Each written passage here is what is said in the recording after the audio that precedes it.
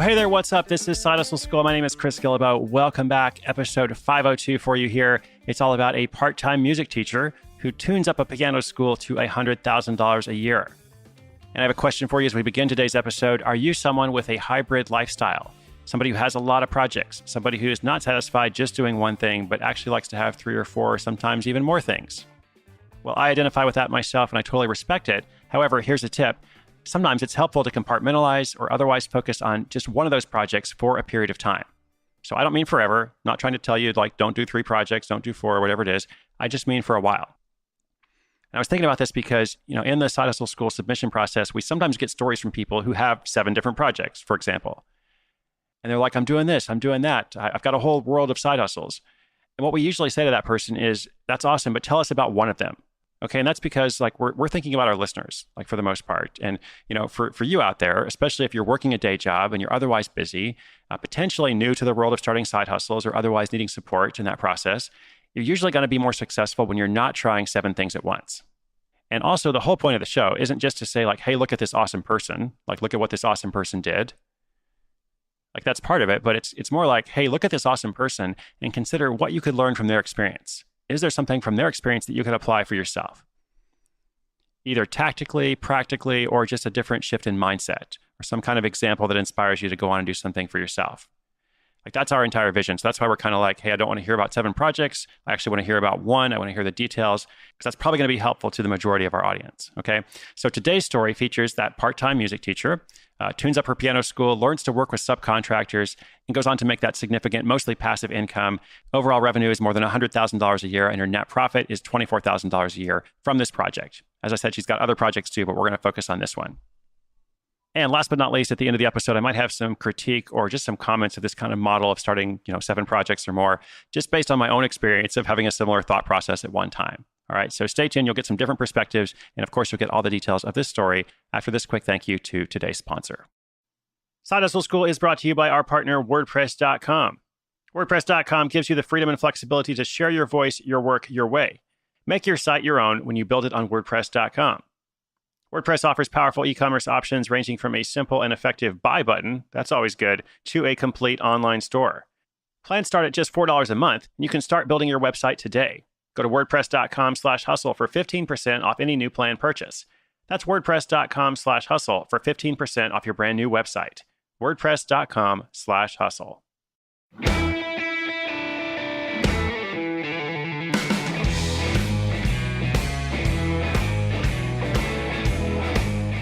You could say that Emilee Feely is a full-time side hustler. Her list of side hustling roles include property manager / art model / kids cake baker / musician manager / bachelorette party coordinator.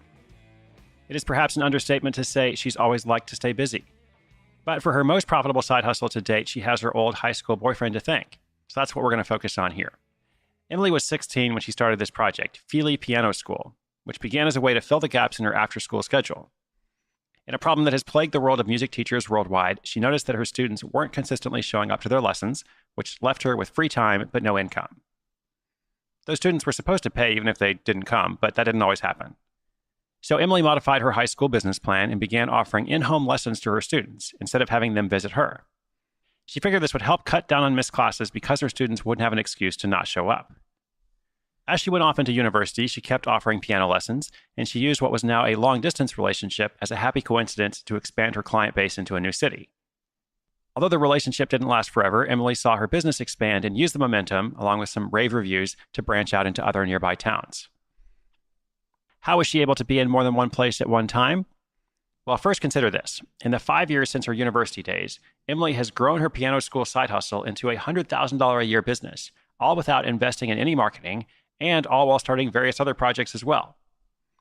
She's been able to reach that figure largely through subcontracting the lessons to other teachers, which also helps her add new cities to Feely Piano School's repertoire. Side note, I'm not sure that's a proper, precise use of the word repertoire, but since it's a musical term, we're going to go with it.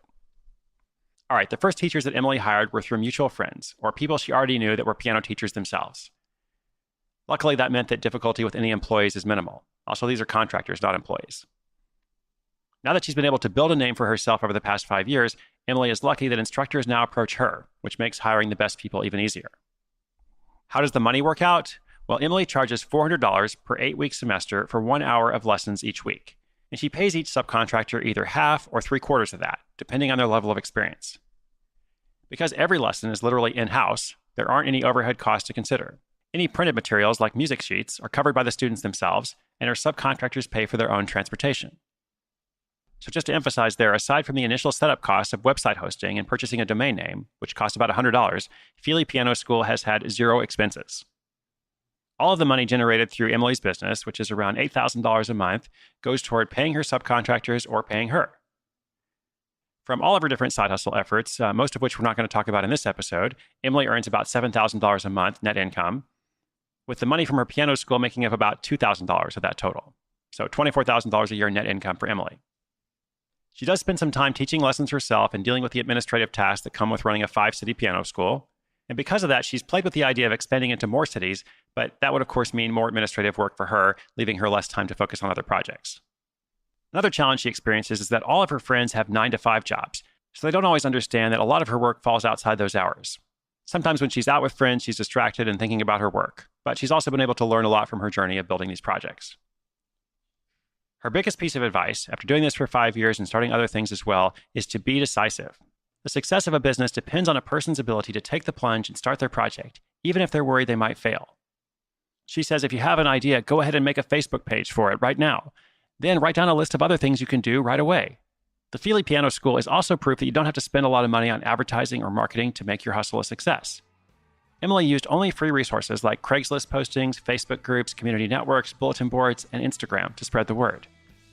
And because all of these outlets and resources are free, you have the opportunity to be creative with how you post, without being worried about wasting money. She also suggests you think backwards about where you would look to find your business and start posting there. Now that her piano school is bringing in mostly passive income thanks to those subcontractors, Emilee's now thinking about what's next. True to form, her ideas are ambitious. She now has a year-long goal to start a new online business each week for the next 52 weeks. That's right, for the next 52 weeks, she wants to come up with an idea each week and then make that idea happen. Presumably, not every idea will lead to a big success, but perhaps some will. And she'll do this all while continuing to cash the checks from Feely Piano School.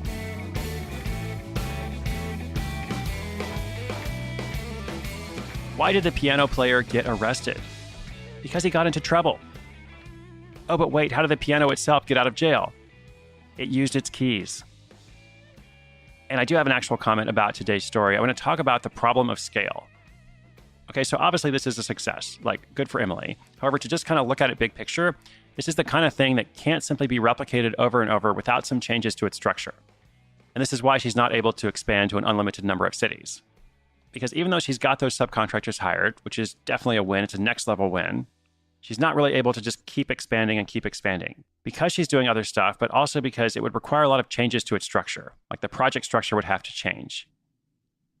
And so the way that you solve this kind of problem, if you're like, okay, I actually want to make a lot of money with the piano school, I don't want to teach any lessons, I really want to grow this as a business. The way that you solve that problem is by focusing much more on structure, usually from the beginning. Well, you can sometimes go back and change things later, but this way, if that was your goal, you can then be more like the story I mentioned in the weekly recap the other day. That was a story about a college student who earns $20,000 a month from cleaning houses, all without actually cleaning any houses of his own. So it's not to criticize this project in any way. I mean, she's making more than $2,000 a month passively. That's fantastic. So many of our listeners would be thrilled with that. But I think the next level goal would be to start with a project like this or start with this as a structure, but be a bit more intentional about how you grow it so that it can be even more passive than it is now. So just put that in the good to great category because, like I said, Emilee is doing really well. I will also be curious about which of these 52 online projects she starts ends up taking off. That is indeed an ambitious goal. It reminds me of something I would have tried myself a number of years ago, but I never actually did. So it doesn't do any good to say I had this idea and I didn't do anything about it. What matters is the ideas you have that you put into action, right? Because inspiration is good, but inspiration with action is so much better. If you would like to see the show notes for today's episode, learn a bit more about this project or a couple of other things that I mentioned, just go to sidehustleschool.com/502. Thank you so much for listening. I'll be back again tomorrow. My name is Chris Guillebeau for Side Hustle School.